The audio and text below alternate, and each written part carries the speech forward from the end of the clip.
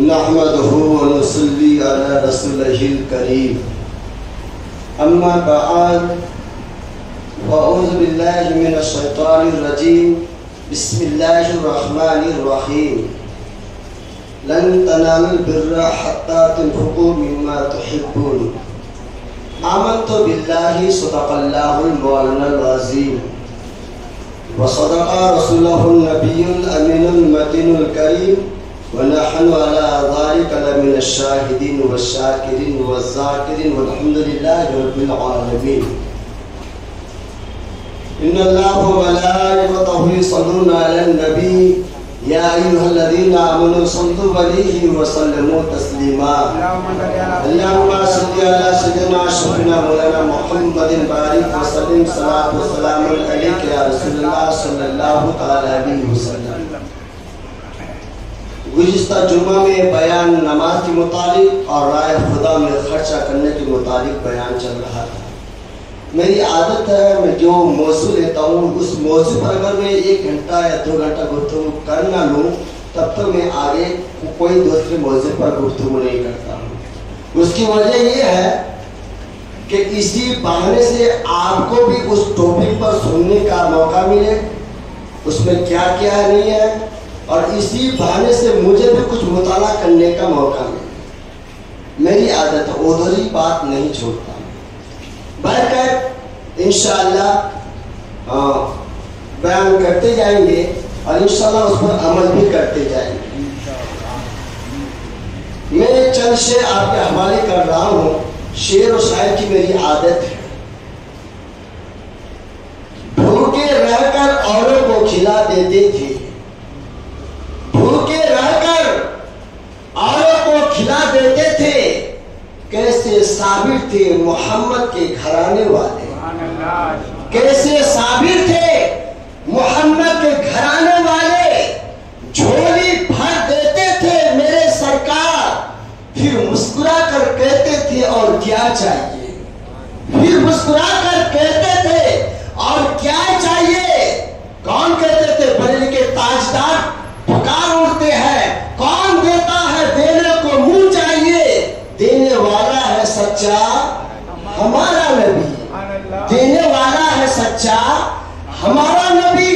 اور جملہ پر غور کیجئے گا دنیا میں جو جیے جملہ پر نوٹ کیجئے گا دنیا میں جو جیے خدا کی رضا کے ساتھ جنت میں جائے گا وہ رسول خدا کے ساتھ. ابو بکر و عمر کی محبت تو دیکھو ابو بکر و عمر کی محبت تو دیکھو آج بھی روضہ رسول میں ہے رسول خدا کے ساتھ آج بھی ہے مزار میں رسول خدا کے ساتھ. بڑھ کر حضرات گرامی حضور سے محبت کیے بغیر ہمارے جتنے اعمال ہیں سب بیکار ہیں. حضور سے اگر محبت نہیں ہے وہ عمل وہ نیک کام قابل قبول نہیں ہے. اگر محبت میں اگر کمی بھی پا گئی ہے تو اس کا ایمان کامل نہیں ہے بلکہ ادھورا ہے. میں حدیث کی روشنی میں بتاؤں گا اس کا ایمان ادھورا ہے. اب وہ کیسے؟ سیدنا عمر فاروق اعظم رضی اللہ تعالی عنہ خلیفہ دور ہے. یہ پہلے کی بات شروعات کی کہ یا رسول اللہ صلی اللہ تعالی علیہ وسلم مجھ کو اپنی جان کے علاوہ آپ سے محبت ہے. تو میرے آقا نے فرمایا عمر ابھی بھی تمہارا ایمان کامل نہیں ہے. یہ حدیث کی روشنی میں ترجمہ بتا رہا ہوں. عمر ابھی بھی تمہارا ایمان کامل نہیں ہے.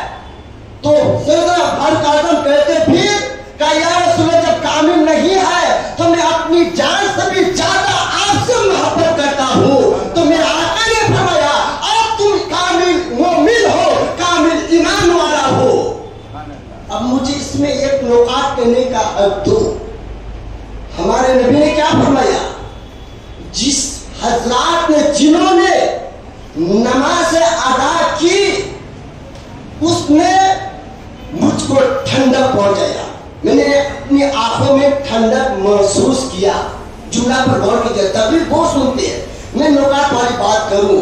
میرے نبی نے فرمایا جن لوگوں نے نماز جماعت کے ساتھ پڑھی ہے, گویا کہ ان لوگوں کی وجہ سے میری آنکھوں میں ٹھنڈک محسوس ہو رہی ہے. اب یہ ٹھنڈک میرے آقا کو محسوس ہو رہی ہے, اچھی بات ہے. اب جن لوگوں نے نماز نہیں پڑھی, جنہوں نے فجر نہیں پڑھی, عشاء نہیں پڑھی, ظہر نہیں پڑھی اور دیگر نمازیں نہیں پڑھی, تو آپ بتاؤ, آپ فیصلہ کرو, میں کچھ نہیں کہوں گا. آپ سوچو گے مولانا تو ہم ہی کو کچھ بول رہے ہیں. نہیں, میں حدیث کو آپ کے سامنے بتا دیتا ہوں, واضح کر دیتا ہوں, آپ فیصلہ کریں کیا آپ حضرات ہمارے آقا کو ٹھنڈک محسوس کرانا چاہتے ہیں یا پھر نہیں کرانا چاہتے ہیں. ظاہر سی بات ہے, اگر آج ہم چھوٹے سے بچے سے پیار کرتے ہیں تو بچے ہماری بات کو مانتے ہیں, پیار نہیں کرتے تو پھر بات مانتے بھی نہیں. بہرکیف اگر وہ ہماری کم نصیبی ہے, بد نصیبی ہے, اس لیے میری گزارش ہے آپ حضرات سے ہر حال میں نماز پنجگانہ کی عادت ڈالیں. ہر حال میں چاہے کوئی بھی کام کاج کرے, میں آپ کو بتاؤں اتنی خبریں سننے کو ملتی ہے, آج کی بات ہے, کل کی بات ہے, یوں کہہ رہا تھا مولانا صاحب, ہم ایک ساتھ چلے پھرے کھائے پیے, بس سونے ہی گئے تھے, سانس رک گئی ہے, سانس رک گئی ہے. کہنے کا منشا یہ ہے, ہماری موت کب واقع ہو جائے کوئی ٹھکانہ نہیں ہے, کب واقع ہو جائے. اس لیے زندگی ہماری جو بھی بقیہ زندگی ہے, ہم اللہ رسول کے گرد اپنی زندگی کو وقف کر دے, نماز کی پابندی کرے. بلکہ آپ میں بتاتا چلو, دیکھیے میں مختصر طور پر کیا بتاؤں کہ جو انسان نماز پہ نماز کی فکر کرتے نا, جیسے ظہر کی نماز پڑھ لیا, عصر کی نماز کا فکر ہے, عصر کی نماز پڑھ لیا, عشاء کے لیے مغرب کی نماز کا فکر ہے, مغرب کی نماز پڑھ لیا, عشاء کی نماز کا فکر ہے, اس کے لیے بھی انعام ہے.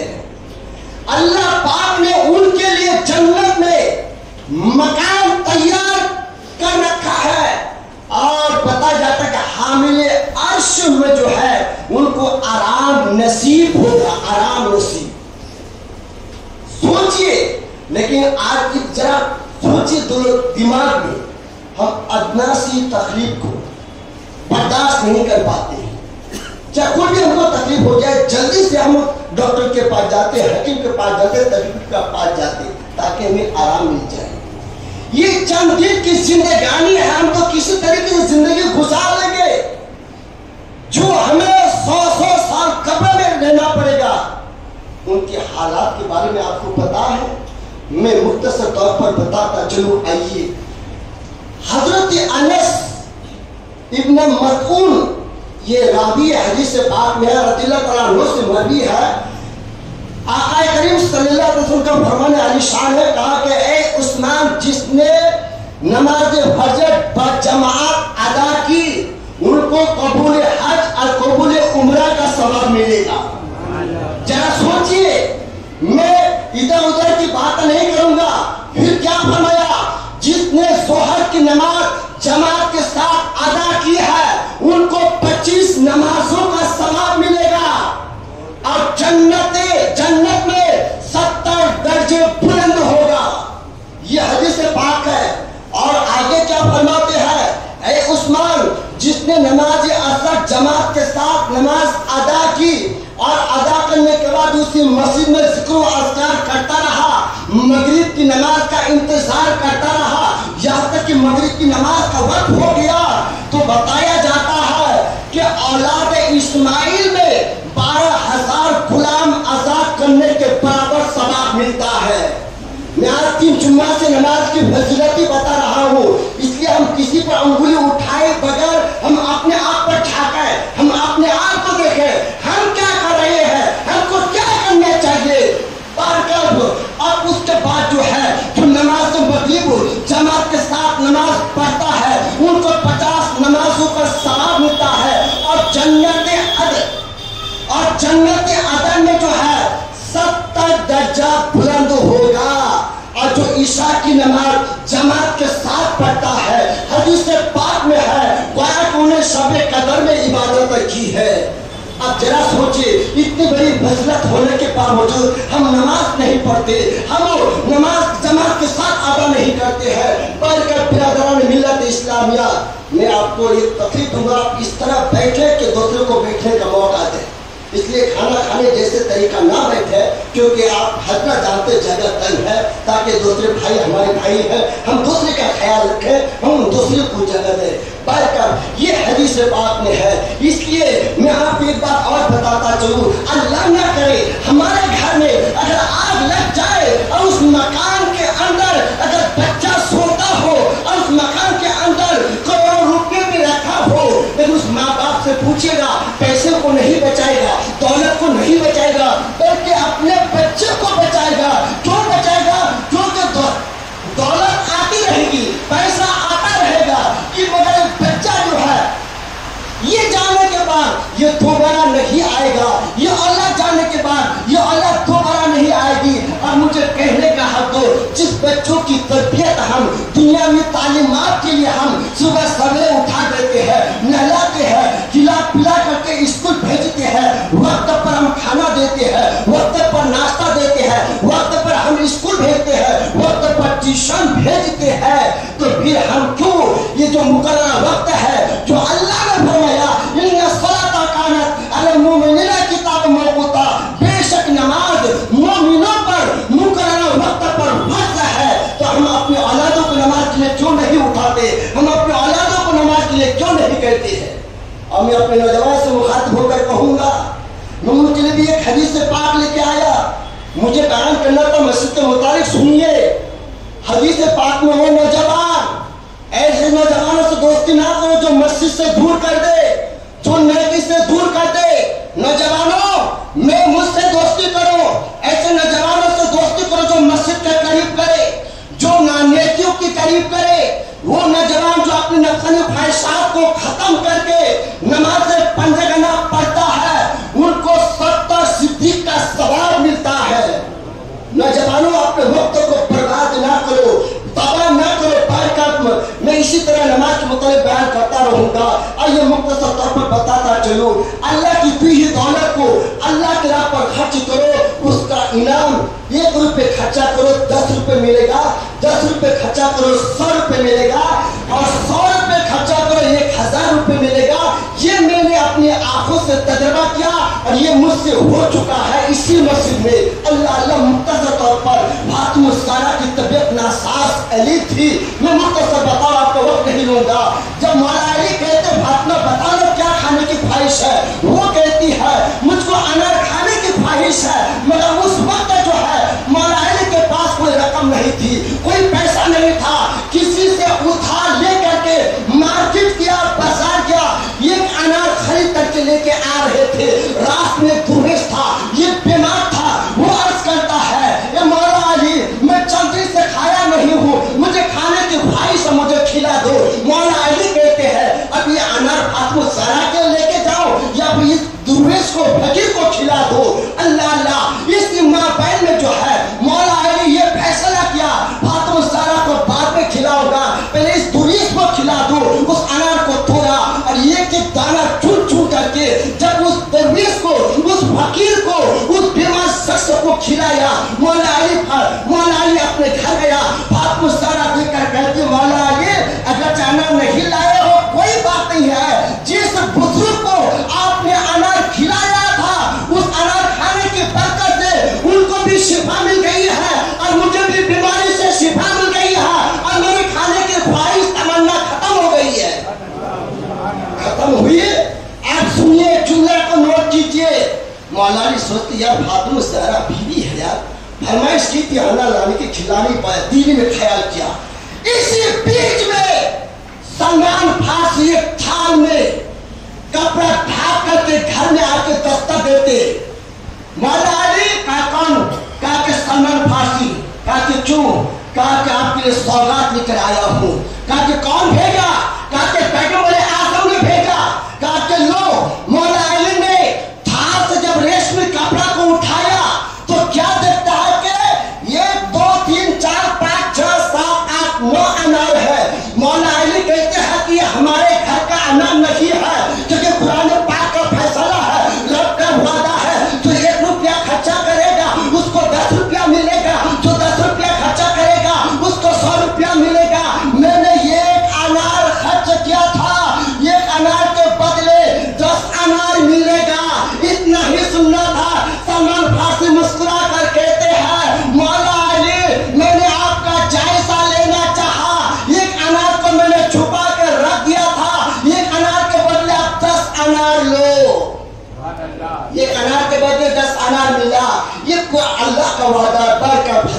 گرامی. اسی طریقے سے بہت سارے واقعات ہے اور میری عادت ہے میں جو موضوع کے مطابق میری بیان کرنے کی عادت ہے, اٹھ پٹن بیان کرنے کی عادت نہیں ہے. اس لیے اللہ نے دولت سے نوازا ہے تو ایسی جگہوں پر خرچ کرو جس کا انعام اللہ کے رسول نے بتایا ہے. آخری بات, جو مسجد پورے مسجد ہی کو بنائیں گے تبھی جنت ملے گی, ایسا حدیث میں نہیں ہے. بلکہ اگر ایک روپیہ بھی دو تب بھی رب کا وعدہ ہے کہ ان کو بھی جنت ملے گی, جنت میں مکان بنایا جائے گا. مطلب یہ غلام کو آزاد کرنے کے لیے 10 انسان مل کر کے خرید کر کے آزاد کیا, لیکن ان 10 انسانوں کو جہنم سے آزادی فرما دیا. اسی طرح اگر ہزاروں انسان مل کر کے ایک مسجد بنایا ہے, اس مسجد کی برکت سے جو ہے ہزاروں انسانوں کا مکان اللہ تعالیٰ جنت میں بنائے گا. وما علينا الا البلاغ واخر الدعوانا ان الحمد لله رب العالمین. موضوع ادھورا رہ گیا, انشاءاللہ آئندہ جمعہ میں بیان کیا جائے گا. آپ سے میرا گزارش ہے آپ بھی جماعت کے ساتھ نماز پڑھے, اپنے بچوں کو بھی نماز پڑھنے کے لے کر آئے.